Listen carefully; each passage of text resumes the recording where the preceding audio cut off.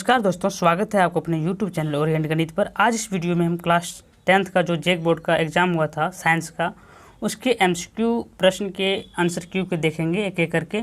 आप इसमें मिला लीजिएगा, इसमें आपको कितने गलत हुए हैं और कितने सही हुए हैं इससे आपको पता चल जाएगा। ठीक है, तो आइए हम एक एक प्रश्न को देखते हैं, इसके आंसर क्यू को।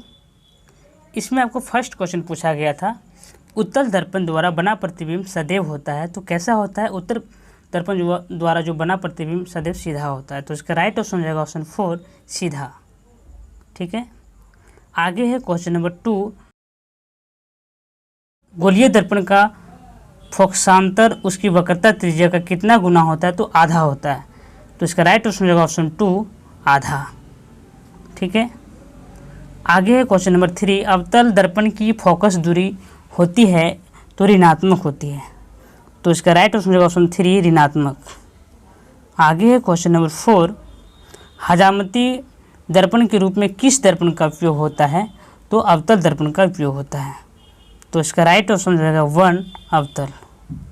ठीक है, नेक्स्ट क्वेश्चन है क्वेश्चन नंबर 5, गोलीय लेंस मुख्यतः कितने प्रकार के होते हैं? तो गोलीय लेंस जो है मुख्यतः 2 प्रकार के होते हैं। ठीक है, आगे है क्वेश्चन नंबर 6, उत्तल लेंस द्वारा वास्तविक आवर्धित प्रतिबिंब बनता है जब वस्तु स्थित होता है कहाँ पे? F और 2F के बीच। तो इसका राइट ऑप्शन हो जाएगा ऑप्शन 2, F और 2F के बीच।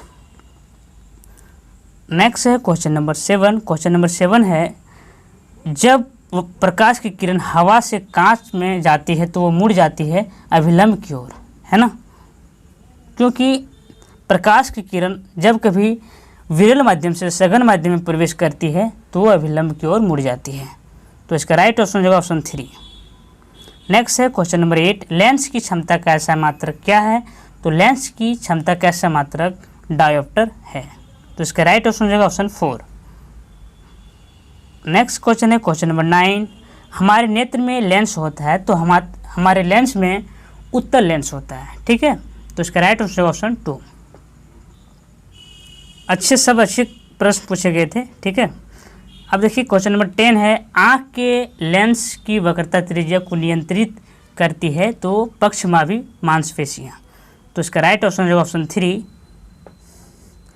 आगे है क्वेश्चन नंबर 11, स्पष्ट दृष्टि की अधिकतम दूरी का मानक मान है वो है अनंत। ठीक है, इसका राइट ऑप्शन हो जाएगा ऑप्शन 4।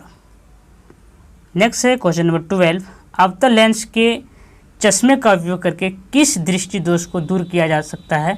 तो वो है निकट दृष्टि दोष। ठीक, तो इसका राइट ऑप्शन होगा ऑप्शन 1। नेक्स्ट है क्वेश्चन नंबर 13।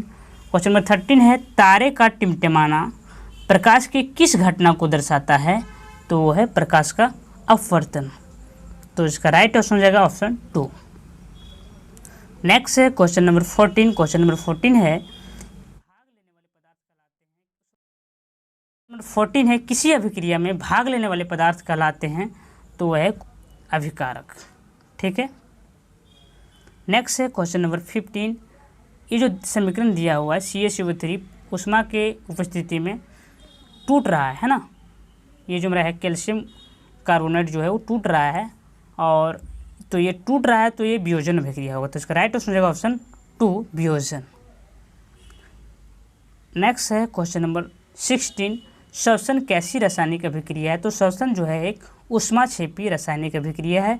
तो इसका राइट ऑप्शन हो जाएगा ऑप्शन 1, ऊष्माक्षेपी। नेक्स्ट है क्वेश्चन नंबर 17, निम्न में से कौन सी अभिक्रिया नहीं है? तो इसका राइट ऑप्शन हो जाएगा ऑप्शन 2। ठीक है, आगे है क्वेश्चन नंबर 18, निम्न में कौन सी संतुलित समीकरण है? तो ये जो है ऑप्शन 2 मेरा जो है एक संतुलित समीकरण है। ठीक है, इसको आप देख लीजिएगा। आगे है क्वेश्चन नंबर 19, अभिक्रिया जो दिया हुआ है इसमें ZnO+C, उसके बाद अभिक्रिया के फलस्वरूप क्या बन रहा है? Zn+CO। इसमें किसका उपचयन हो रहा है? तो इसमें जो है ऑक्सीजन की वृद्धि किस में हो रहा है भाई? कार्बन में हो रहा है। तो ये जो है कार्बन में क्या हो रहा है? उपचयन हो रहा है, कार्बन का उपचयन हो रहा है। तो इसका राइट ऑप्शन हो जाएगा ऑप्शन 2, कार्बन। ठीक है, नेक्स्ट है क्वेश्चन नंबर 20, कौन सा पदार्थ लाल लिटमस पत्र को नीला कर देता है?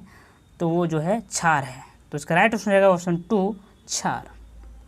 नेक्स्ट है क्वेश्चन नंबर 21, नीम में कौन दुर्बल अम्ल है? तो इसका राइट ऑप्शन हो जाएगा ऑप्शन 4, ये जो है दुर्बल अम्ल है, ठीक है, और बाकी सब प्रबल अम्ल है। नेक्स्ट है क्वेश्चन नंबर 22, अम्ल के जलीय विलयन में उत्पन्न होता है तो H+ आयन, ठीक है, इसका राइट ऑप्शन हो जाएगा ऑप्शन 1 H+ आयन। नेक्स्ट है क्वेश्चन नंबर 23, दही में कौन सा अम्ल पाया जाता है? तो दही में लैक्टिक अम्ल पाया जाता है, तो उसका राइट ऑप्शन हो जाएगा ऑप्शन 2 लैक्टिक अम्ल। नेक्स्ट है क्वेश्चन नंबर 24, अम्लीय विलयन का pH मान कितना होता है? तो अम्लीय विलयन का pH मान 7 से कम होता है, तो इसका राइट ऑप्शन हो जाएगा ऑप्शन 2 7 से कम। नेक्स्ट है क्वेश्चन नंबर 25, कौन अधिक क्षारीय है? तो जिसका pH मान सबसे अधिक है वही क्षारीय होगा, तो इसका pH मान इसमें है सबसे अधिक क्या है भाई? 14 है, तो इसका राइट ऑप्शन हो जाएगा ऑप्शन 4, ठीक है। नेक्स्ट है विरंजक चूर्ण का रासायनिक सूत्र है, तो विरंजक चूर्ण का जो रासायनिक सूत्र है CaOCl2 है, तो इसका राइट ऑप्शन हो जाएगा ऑप्शन 3, ठीक है। नेक्स्ट है क्वेश्चन नंबर 27, प्रकाश संश्लेषण में ऑक्सीजन बाहर निकलती है तो जल से, है ना, जल से जो है ऑक्सीजन बाहर निकलती है, तो इसका राइट ऑप्शन हो जाएगा ऑप्शन 1 जल से। नेक्स्ट है क्वेश्चन नंबर 28, अनोक्सिक श्वसन के फलस्वरूप क्या बनता है? तो अनोक्सिक श्वसन के फलस्वरूप एथिल अल्कोहल बनता है, तो इसका राइट ऑप्शन ऑप्शन 2, ठीक है। नेक्स्ट है क्वेश्चन नंबर 29, निम्नलिखित में कौन परजीवी है? तो निम्नलिखित में कौन सा परजीवी है ना, तो इसका राइट ऑप्शन हो जाएगा ऑप्शन 2 प्लाज्मोडियम। नेक्स्ट है क्वेश्चन नंबर 30, रुधिर के तरल भाग को क्या कहते हैं? तो रुधिर के तरल भाग को प्लाज्मा कहते हैं, तो इसका राइट ऑप्शन हो जाएगा ऑप्शन 1 प्लाज्मा। नेक्स्ट है क्वेश्चन नंबर 31, मछली के हृदय में कोष्ठकों की संख्या कितनी होती है? तो इसका राइट ऑप्शन हो जाएगा ऑप्शन 1 2, है ना, मछली के हृदय में कोष्ठकों की संख्या कितनी होती है भाई? 2 होती है, तो इसका राइट ऑप्शन हो जाएगा ऑप्शन 1। आगे है क्वेश्चन नंबर 32, मनुष्य के वृक्क एक तंत्र का भाग है जो संबंधित है उत्सर्जन से, तो इसका राइट ऑप्शन हो जाएगा ऑप्शन 3 उत्सर्जन से। आगे है क्वेश्चन नंबर 33, मैग्नीशियम पाया जाता है, तो मैग्नीशियम क्लोरोफिल में पाया जाता है, तो इसका राइट ऑप्शन हो जाएगा ऑप्शन 1 क्लोरोफिल। नेक्स्ट है क्वेश्चन नंबर 34, किसमें मुकुलन विधि द्वारा जनन होता है? तो वो है हाइड्रा, है ना, तो इसका राइट ऑप्शन होगा ऑप्शन 2 हाइड्रा।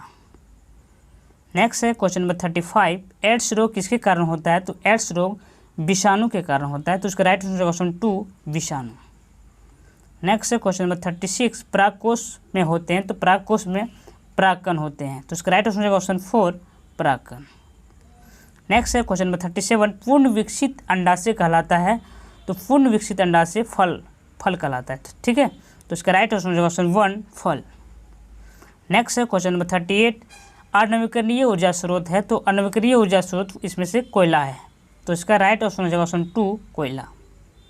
नेक्स्ट है क्वेश्चन नंबर 39, सौर ऊर्जा को सीधे विद्युत में बदलने की युक्ति को कहते हैं, तो वो है सौर सेल, ठीक है, तो इसका राइट ऑप्शन हो जाएगा ऑप्शन 4 सौर सेल।